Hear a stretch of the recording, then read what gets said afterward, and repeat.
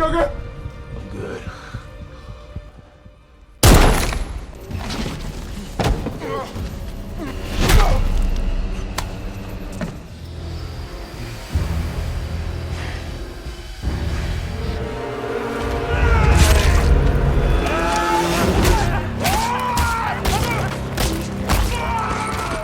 Nagsimula ang pelikula sa isang airbase sa Pilipinas, kung saan ang sundalong si Kenny ay nalilito kung alin sa dalawang box ng cereal ang dapat niyang kunin.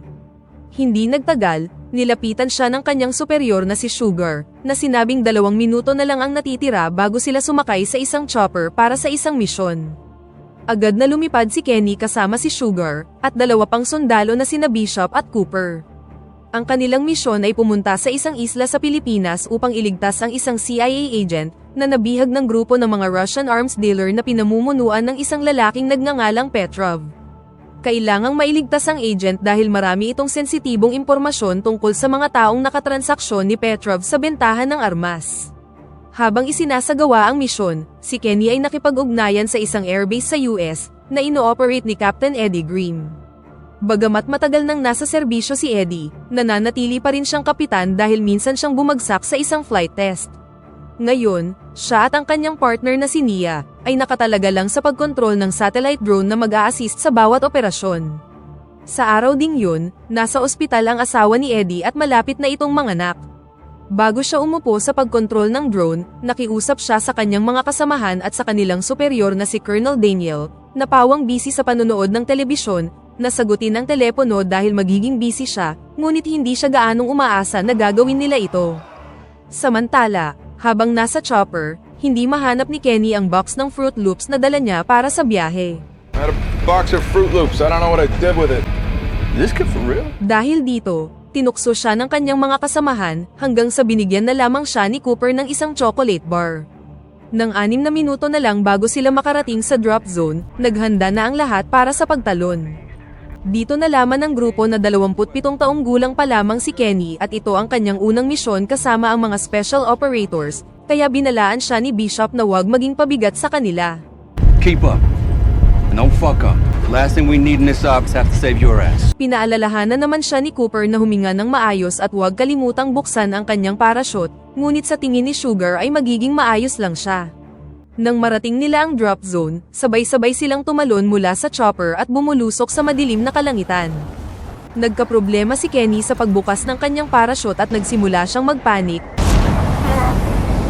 Ngunit sa huli ay nagawa rin niya itong mabuksan. Ligtas silang nakalapag sa dalampasigan at nagpa siya munang pumunta sa isang kalapit na mataas na bahagi ng lugar. Pagkatapos nilang makarating sa baybayin, ipinaalam ni na Captain Eddie at Nia na 8 kilometro ang layo ng kinaroroonan ng target. Reaper 10, this is Playboy 06. I'm Mirage in the sky in the bringer of doom. Habang naglalakad ang team sa masukal na kagubatan patungo sa kanilang target, ibinunyag ni Kenny na last-minute pick siya sa operasyon matapos niyang mamiss ang kanyang flight dahil sa matinding problema sa tiyan. Dahil dito, pabirong sinabi ni Cooper na sana'y hindi siya matae habang nasa gitna sila ng misyon. Well, I hope you got that all cleared out. Habang papunta sila sa base, sinabi ni Bishop kay Kenny na darating ang panahon na magiging walang silbi ang lahat ng dala niyang makabagong teknolohiya. Ayon sa kanya, ang tanging sandata na maaasahan sa battlefield ay ang likas na instinct na pumatay ng kalaban, dahil kung mag-aalinlangan sila, sila mismo ang mapapatay. Nang 3 kilometro na lamang ang layo nila sa kanilang destinasyon, may napansin silang paggalaw sa likod ng mga palumpong. Agad silang naging alerto, lalo na si Kenny, na nagsimulang pagpawisan sa kaba. Dahil dito, hiniling niya kay Eddie na eskan ang paligid gamit ang satellite drone. Ngunit nang ilipat ni Eddie ang direksyon ng drone, bigla namang nagkaroon ng aberya ang camera scanner nito. Ipinaalam niya kay Kenny na kailangan muna niyang ibalik ang drone sa base upang ipaayos ito. Reaper's down. No other UAVs available. Broken Reaper, huh? Ain't that some fucking irony? Samantala, sina Bishop at Sugar ay handa nang magpaputok, ngunit nang malapit na nilang hilahin ang trigger, na-realize nila na ang paggalaw ay nanggagaling lamang sa isang baboy ramo. Fucking pig, dumbass. What the hell's an oink-oink? Matapos ang insidenteng yun, tuluyan nang nakarating ang 4 sa base ni Petrov, na matatagpuan sa tabi ng isang dam. Sinimulan nilang bilangin ang mga armadong bantay na nagbabantay sa buong compound. Nang matapos ang pagbibilang, lumipat sina Sugar, Bishop at Cooper sa tuktok ng isang mabatong burol upang magkaroon ng mas magandang pwesto para sa kanilang pag-atake. Samantala, si Kenny naman ay pumwesto sa isang kalapit na istrukturang may malinaw na tanaw sa loob ng compound. Ilang sandali pa, namataan nila ang kanilang pangunahing target na si Petrov, na masayang naglalaro sa bakuran kasama ang kanyang asawa at anak. Nang handa na si Bishop na paputukan si Petrov gamit ang kanyang sniper, bigla nilang napansin ang pagdating ng dalawang sasakyan na may sakay na ilang armadong kalalakihan. Napag-alaman nila na ang mga ito ay mga kliyente ni Petrov, ang grupo ng teroristang Abu Sayyaf na pinamumunuan ni Said Hashimi, na pinaghihinalaang naroon upang bumili ng mga armas. Hindi nagtagal, muling nakakonekta si Eddie matapos maayos ang drone. Inutusan niya si Kenny na ibigay ang eksaktong coordinates ng headquarters ni Petrov sa pamamagitan ng kanyang communication device. Ngunit ilang sandali matapos makuha ni Eddie ang malinaw na larawan ng base, bigla na lamang binaril ni Said Hashimi si Petrov sa tiyan mula sa likuran. Sa loob lamang ng ilang segundo, tuluyan nang nasakop ni Hashimi at ng kanyang mga tauhan ang buong base ni Petrov. Hindi lamang yun, walang awa ring pinatay ni Hashimi ang asawa ni Petrov sa isang napakalupit na paraan.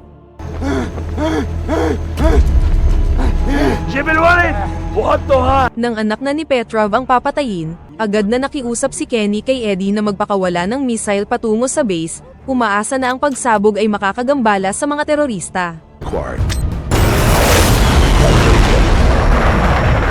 Gayunpaman, dahil aabutin pa ng 20 segundo bago tumama ang missile, ang naiinip na si Bishop ay binaril si Hashimi sa binti.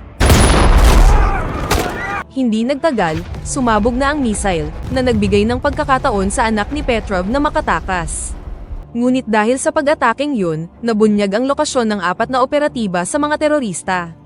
Maya-maya pa, nakarinig si Kenny ng paggalaw mula sa ibaba niya, at dito nabunyag na nakapwesto pala siya sa ibabaw mismo ng entrance ng hideout. Makalipas ang ilang sandali, 3 armadong terorista ang lumabas mula sa ilalim ng pwesto ni Kenny, na tahimik na inihanda ang kanyang baril. Ngunit nang mapansin siya ng isa sa mga ito, sabay-sabay na pinabagsak ng team ang mga terorista. Sa kasamaang palad, nagkamali si Kenny sa paghagis ng isang granada, na naging dahilan upang sumabog ang mismong entrance at nahulog siya sa lakas ng pagsabog. Nang mabunyag ang kanilang lokasyon, sina Bishop, Sugar, at Cooper ay agad na nakipagbakbakan sa mga terorista, na nagsidatingan mula sa iba't ibang direksyon. Habang nagpapatuloy ang matinding putukan, paulit-ulit na tinamaan ng bala si Cooper. Sinubukan pa ni Kenny na tulungan siya, ngunit sinabi ni Sugar na wala na itong buhay at wala na silang magagawa para iligtas pa siya. He's dead. I need you to stay focused, Sergeant. Get yourself together. Kasabay nito, napansin nila ang isang grupo ng mga terorista sa di kalayuan, na naghahandang magpaputok ng mga RPG laban sa kanila.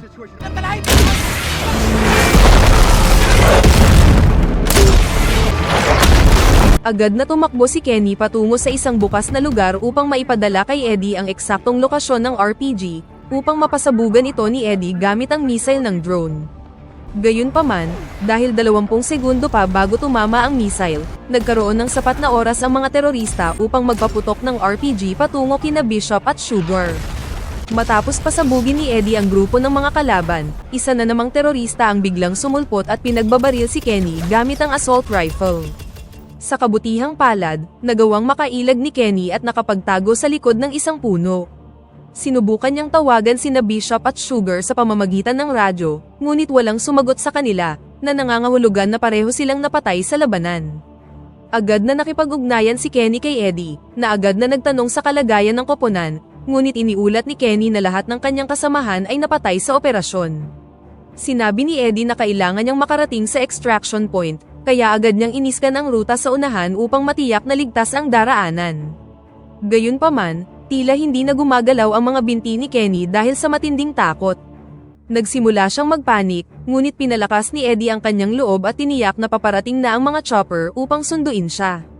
Dahil sa mga salitang yun, pilit na tumayo si Kenny at muling nagpatuloy sa paglalakad sa gitna ng masukal na kagubatan.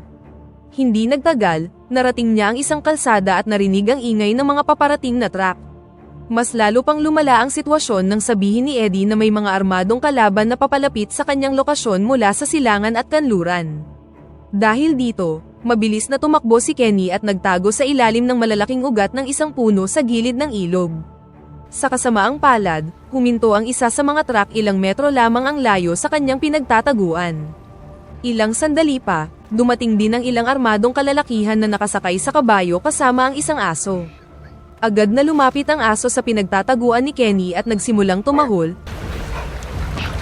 dahilan upang lumapit ang isa sa mga armadong lalaki upang silipin ang lugar. Halos matuklasan na si Kenny ng kalaban, ngunit bigla na lamang tumakbo palayo ang aso, kaya nakahinga siya ng maluwag. Nang matiyak na ligtas na muli ang paligid, ipinagpatuloy na ni Kenny ang kanyang paglalakbay patungo sa extraction point. Habang naglalakad, nakipagkwentuhan si Eddie upang mapanatili siyang kalmado, at tinanong siya kung saan siya nakatira. Sumagot si Kenny na sa Amerika talaga siya nakatira at 1 linggo pa lamang ang nakalipas mula nang bumalik siya sa Pilipinas upang dumalo sa libing ng kanyang ama. Nang marinig ito, nangako sila ni Nia na gagawin nila ang lahat upang matulungan si Kenny na makauwi ng ligtas. Pagsapit ng dilim, sa wakas ay narating na ni Kenny ang extraction point na nasa gitna ng isang malawak na kapatagan. Matapos maghintay ng halos 2 minuto, sa wakas ay dumating na ang chopper upang sunduin si Kenny. Ngunit nang papasakay na si Kenny, bigla siyang pinaputokan ng isang grupo ng mga terorista na nakapwesto na pala sa lugar. Dahil dito, mabilis siyang nagtago sa likod ng isang puno, habang ang crew naman ng chopper ay gumanti ng putok sa grupo ng mga terorista. Sa kasamaang palad, nagkalat ang mga terorista sa iba't ibang direksyon, at ang isa sa mga grupo ay nagpakawala ng RPG patungo sa chopper. Bilang resulta, napilitan ng piloto na umatras at lisanin ang extraction point. Nang makitang nanganganib ang buhay ni Kenny, agad na nagpakawala si Eddie ng mga missile mula sa kanyang drone at napatay ang karamihan sa mga kalaban. Charlie, eyes on target.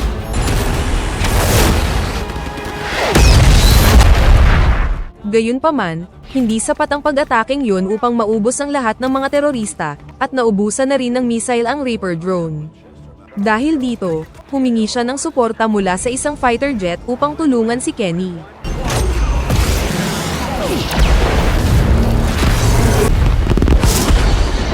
Gayunpaman, dumating ang panibagong grupo ng mga kalaban at ipinagpatuloy ang pagtugis kay Kenny.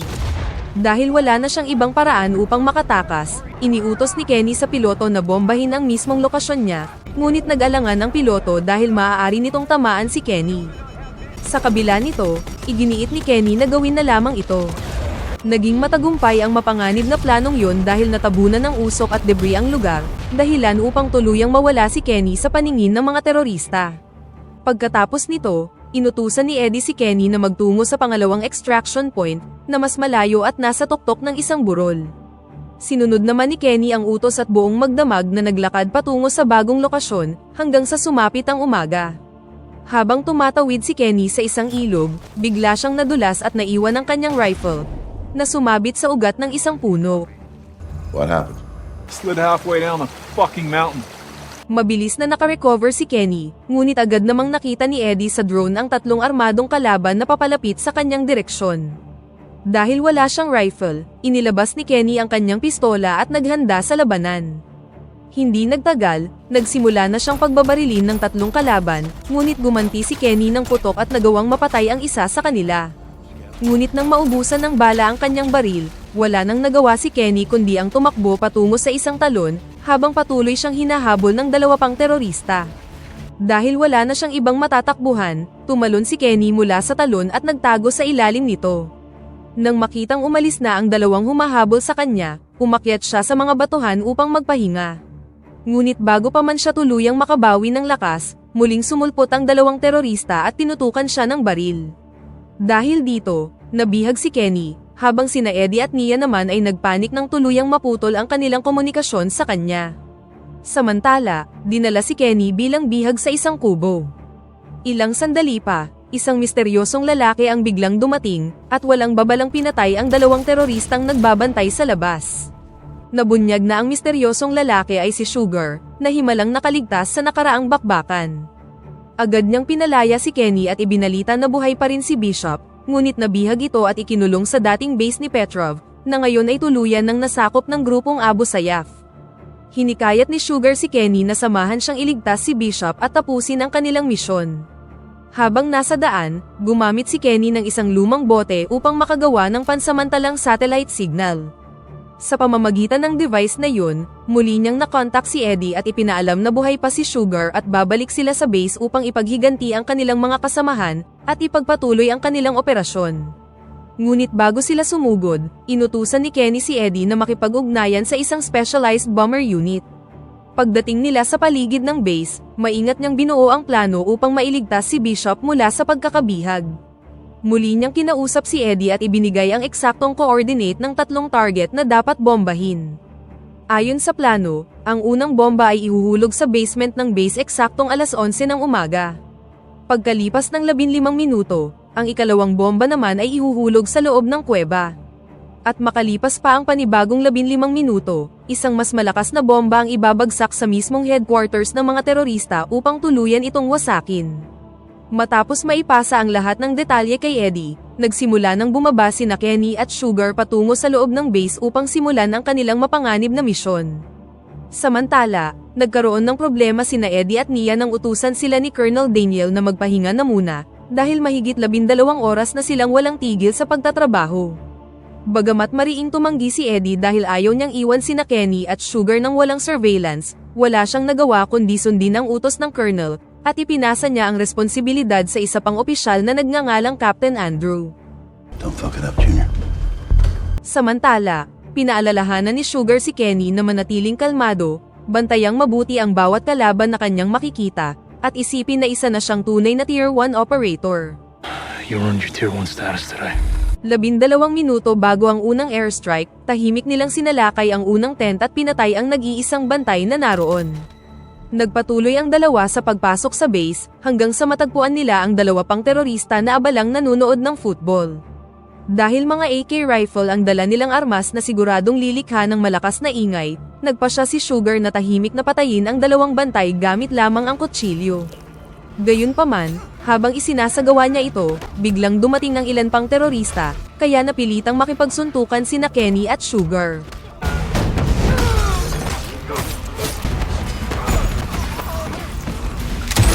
Paglabas nila ng gusali, mabilis nilang pinabagsak ang 2 pang terorista, bago tumuloy sa sunod na gusali.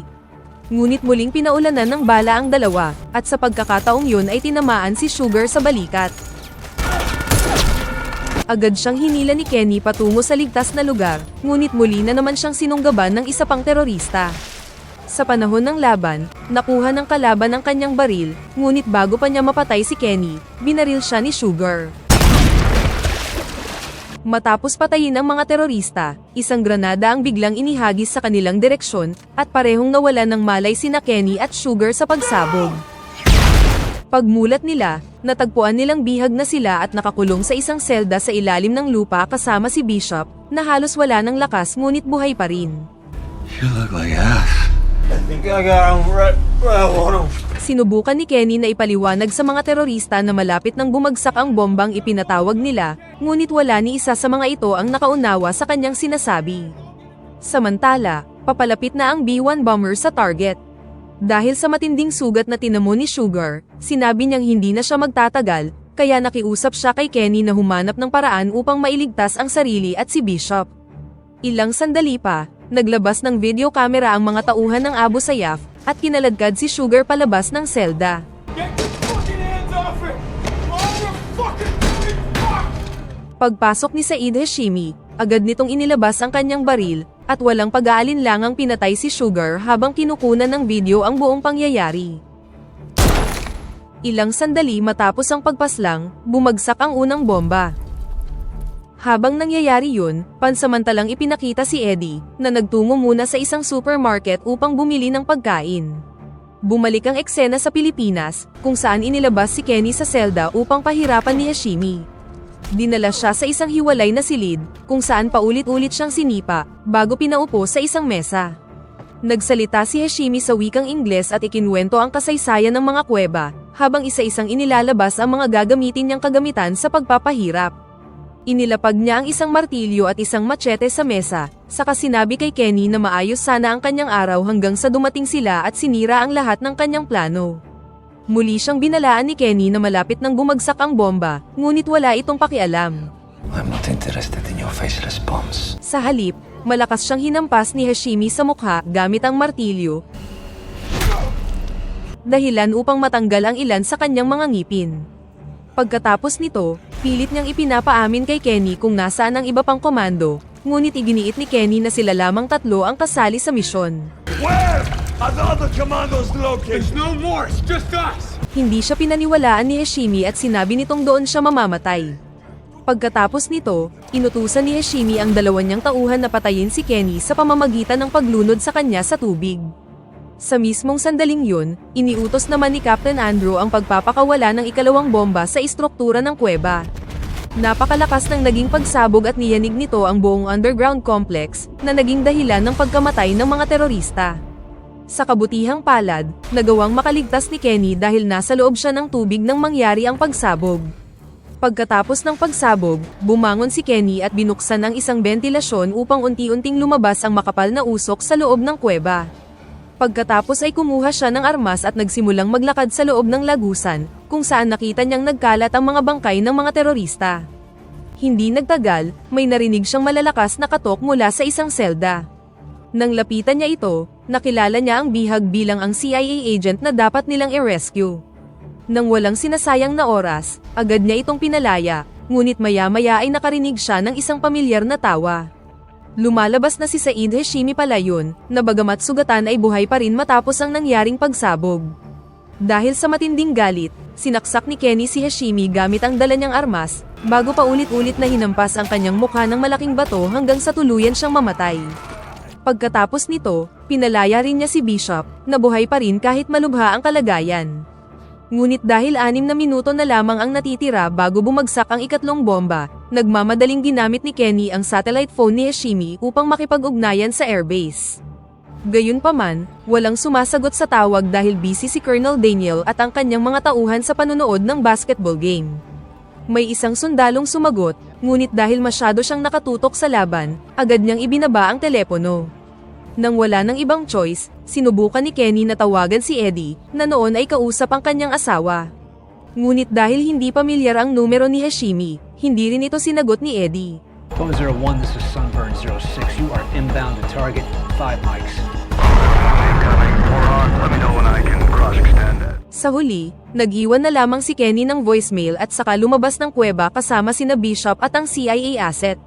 Nang 2 minuto na lamang ang natitira, napansin ni Eddie ang voicemail notification sa kanyang telepono, at narinig si Kenny na desperadong hinihiling na kanselahin ang ikatlong airstrike.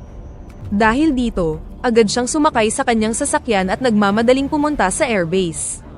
Habang nagmamaneho, paulit-ulit niyang tinatawagan ang opisina, ngunit walang sumasagot dahil busy pa rin ang lahat sa panunood ng basketball game. Samantala, bumalik si Kenny kina Bishop at sa asset, at sinikap silang mailayo sa lugar bago tuluyang bombahin ang kuweba. 30 segundo na lamang ang natitira, nang sa wakas ay makarating si Eddie sa base. Agad siyang tumakbo papunta kay Andrew at inutusan ng bomber na kanselahin ang pambobomba, 2 segundo bago pakawalan ang airstrike. Bilang resulta, nakansela ang ikatlong pambobomba, at napabuntong hininga si Kenny sa sobrang ginhawa at kumaway sa drone na lumilipad sa itaas. Kaagad namang nagpadala si Eddie ng chopper upang sunduin sina Kenny. Pagkatapos nito, galit na pumasok si Eddie sa lobby ng base habang may hawak na golf club. Pinagmumura niya ang mga sundalo at ang kanyang superior, at sinabing muntik na nilang mapatay ang isa nilang kasamahang nasa aktwal na operasyon. That wasn't my pregnant wife. But it was a life or death situation for a JTAC operator in the field. Our job is communication. Our priority is protecting the men and women who serve this country. Bago hinataw ang telebisyong pinapanood ng lahat. Sa huli, ligtas na naisakay ng medical team sina Kenny, Bishop, at ang CIA asset sa chopper. Habang pabalik sila sa base, tumingin si Bishop kay Kenny nang may matinding paghanga at paggalang dahil sa katapangang ipinakita niya, at dito na nagtatapos ang pelikula. Pakipindot naman ang like button kung nagustuhan mo ang pelikula, at kung hindi naman, pindutin mo ng 2 beses ang dislike button para lang makasiguro.